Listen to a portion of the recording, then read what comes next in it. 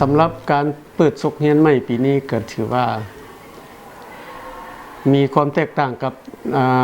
การเปิดศุกร์เรียนในระยะในศุกร์ผ่านมาก็มันก็มีดีอยู่บนว่านักเรียนเนาะก็มีบรรยากาศฟุดฟื้นเบิกบานมวลซื่นดีมีความจริงใจตั้งอกตั้งใจนุ่งเครื่องเป็นระเบียบก็ตั้งอกตั้งใจมาเข้าพิธีการเนาะวันนี้เบื้องครูพวกเขาก็ถือว่าก็ได้ตั้งหน้าตั้งตามาเฮ็ดพิธีไข่ศุกร์เรียนอย่างมีความเบิกบานมวลซื่นและก็ยินดีต้อนรับพวกลูกหลานนักเรียนทั้งหมดที่เข้าอยู่ในพิธีนั่นแหละสำหรับนักเรียนปีนี้นี่ก็ถือว่ามีท่ากาวเนาะเพราะว่าโรงเรียนพวกเขาก็เป็นโรงเรียนที่มีมูลเสื้อโรงเรียนก็เป็นโรงเรียนที่มาตรฐานแดเรื่องคุณภาพของการซิสอนของครูก็ถือว่า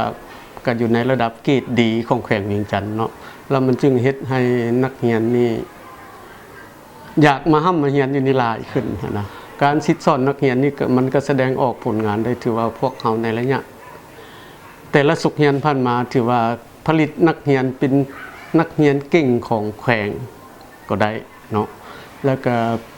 เรื่องนามยศของเรียนนี่ก็ถือว่าพวกเขาก็อยู่ในระดับแถวหน้าของแขวงเวียงจันทน์เนาะปรากฏการณ์ย่อท้อเนาะถือว่าพวกเขาก็บ่ได้ปฏิเสธเรื่องนักเรียนขี้ดื้อเนาะเรื่องการปะละการเรียนออกโรงเรียนกลางปีสมมติว่านี่พวกเขาก็พยายามที่สุดเรื่องฝึกฝนเรื่องศึกษาแนวคิดของลูกหลานนักเรียนต่อกับศุกร์เรียนใหม่นี้เนาะก็อยากฝากความหวังเนาะฝากความจดจำไว้กับลูกหลานน้องนุ่งนักเรียนทั้งหมดที่อยู่โรงเรียนมศพลมีนี่แหละเพราะว่าโรงเรียนพวกเราเป็นโรงเรียนที่มีมูลเชื่อมาแต่ดึกดำบรรพ์ของโรงเรียนอยู่แล้วมูลเชื่อแนวใดมูลเชื่อที่ดีอันที่ดีที่งามเนาะโดยเฉพาะแล้วมันปัญหาเรื่องนักเรียนเก่งนักเรียนมีพรสวรรค์ของแขวงเนาะก็ก้าวไปสู่ระดับชาติก็ถือว่าพวกเขาก็มีมูลเชื้อเนาะขันเส้นอยากฝากถึงลูกหลานนักเรียนให้มีความตั้งใจเรียนเนาะให้ฟังคำสิทธิสอนของครูเนาะปฏิบัติตัวเองให้ถูกต้องตามระเบียบกฎระเบียบของโรงเรียนที่วางออกก็คือของกระทรวงศึกษาได้วางออกเนาะแล้วหันจากการลิ้นกินฟุ่มเฟือยห่างจากปรากฏการณ์ย่อท้อต่างๆในสังคมที่มันเฮ็ดให้ลูกหลานนักเรียนเฮา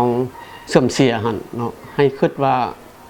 สิ่งนั้นเป็นสิ่งที่บ่ดีและอยากให้เสนอให้ลูกหลานนักเรียนทั้งหมดหันมาเป็นนักเรียนที่ดีของในครูเนาะแล้วก็เป็นลูกที่ดีของพ่อของแม่ของพ่อของแม่ฝากอันนี้ไปถึงเมื่อโหนะหันจิตหันใจมาตั้งอกตั้งใจเกียมใส่การศึกษาของตัวเอง